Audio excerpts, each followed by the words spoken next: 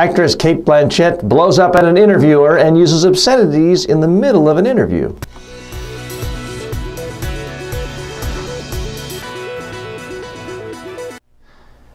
Now, actress Cate Blanchett is quite popular. She is known for just excellent acting and fantastic roles. Has a pretty good reputation in Hollywood. Don't mean to suggest that this is going to destroy her reputation, but here's what happened. She was being interviewed by an Australian talk show host about an upcoming movie, and here's what he said. How are you able to get that cat to do what you wanted to do on a leash? And apparently this is something referencing a scene in the movie. The interviewer then says, I tried putting my girlfriend's cat on a leash and it just never works for me.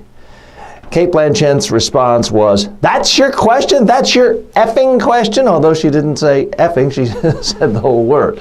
I cleaned it up here. Here's the problem with that response.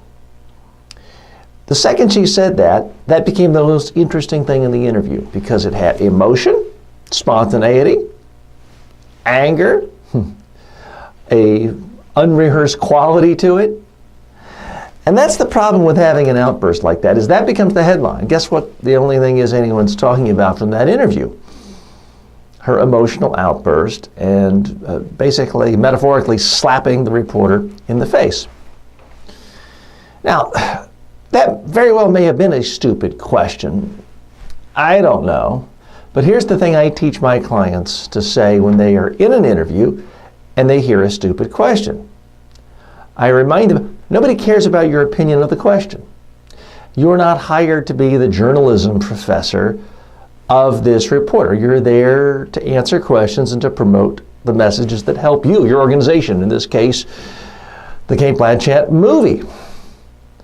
So if you don't like the question, don't sit there and waste time telling the reporter how stupid he is.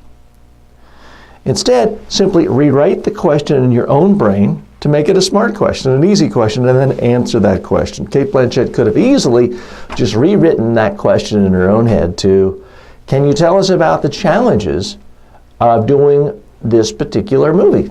Well, now it's an easy question. She could talk about the cat if she wants to. She can talk about the location or getting up early. She can talk about anything she wants to on her terms without turning this into an attack on the reporter. That's what I advise my clients to do. Now, is this somehow going to destroy Cate Blanchett's reputation? No.